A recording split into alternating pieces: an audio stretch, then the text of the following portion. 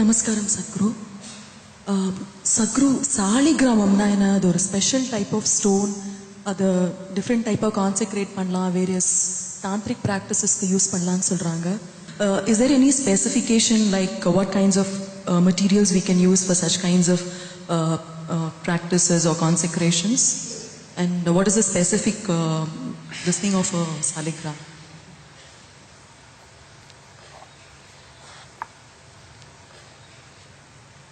Saligram, generally what you find in the stores is mostly an egg-shaped stone.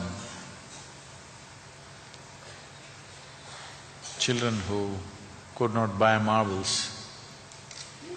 used to pick stones in the rivers and play games with it, you know. Yes?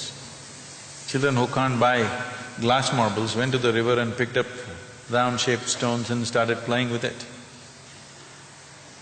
And somebody made a simple game a very serious thing.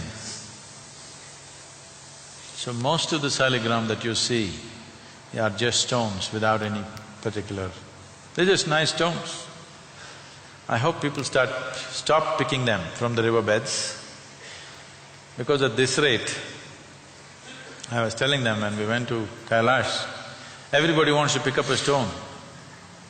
There was a time when people were walking from here, from Tamil Nadu, people walked all the way to Kailash. If 10 people started off, only 2 people came back. At that time, it was okay for those people to bring 2 small pieces of stone all the way, because anyway they wouldn't bring this big stone walking all the way back. They brought 2 small stones for the 8 people that they left back there.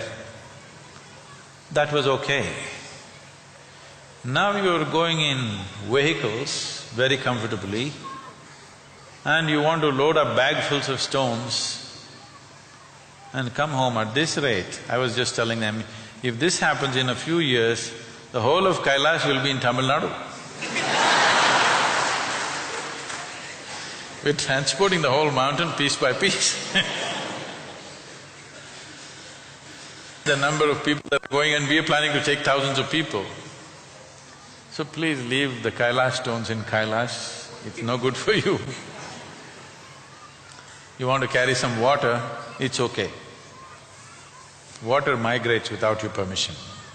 Stones still don't migrate. So wherever the stones are from, Ganga, Yamuna, wherever, if you pick them up, please carry it all the way back and throw it back into the same river.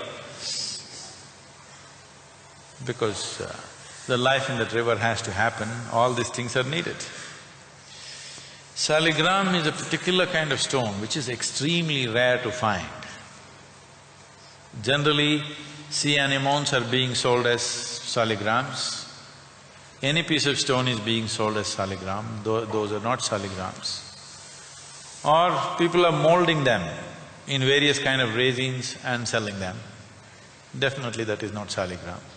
Saligram is a rare piece of stone which is 1 in a billion if you manage to pick it. And even if you pick it, you may not know the difference unless you're of a certain kind. And if you happen to pick a genuine Saligram, if you do happen to pick a genuine Saligram, then you're in real trouble. Because you should know how to manage this. Otherwise you'll be in a lot of trouble.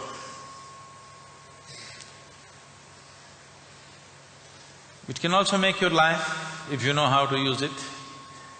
It's a great treasure if you know how to use it. Otherwise it can be disastrous if you do not know how to use it. People who are living in family situations, simple lives without much discipline, without much focus, without much awareness, should never ever keep a Saligram in their home. If they do, they could go through any amount of turmoil. We have seen such families. Somebody, 2-3 generations ago, your grandmother, grandfather, somebody brought a Saligram, they made their life out of it. But after they died, the next generation do not know how to keep it, and those families go through such turmoil and such horrors which are unimaginable, because they simply do not know how to manage the energy. It is like you have a powerhouse You have a power generating source in your house and you don't know how to manage the energy and you will be constantly in trouble, isn't it? Whatever you touch, you will be in trouble. So this is just like that, it's a tremendous power storehouse of energy. It is like a mini cosmos. It is a microcosmos in its own way, because it carries the same type of energy as cosmos would in its magnified version. So, this thing about seeking ekamukhi, seeking saligrams, please leave these things alone. This is not genuine spiritual process. This is souvenir collection, you know. Wherever you go, you want to pick up something and think this is sacred, that is sacred. Everybody wants a ekamukhi. You yourself have many faces. When you have many faces, if you wear a ekamukhi, you're asking for trouble. If your whole life is just one-pointed and then you wear it, it's a great thing. Your life is going in different directions, you're playing many roles, you have different faces for different people that you see in your life, don't you? Don't you have many faces, I'm asking?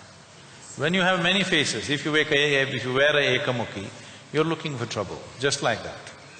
Stop looking for these fanciful things. There is something that you can do with this one, let's do that. Instead of going about looking for fancy pieces of something in a riverbed or on a tree or wherever else, leave them. If you deserve such things, it will come to you somehow. But I don't think you need them right now.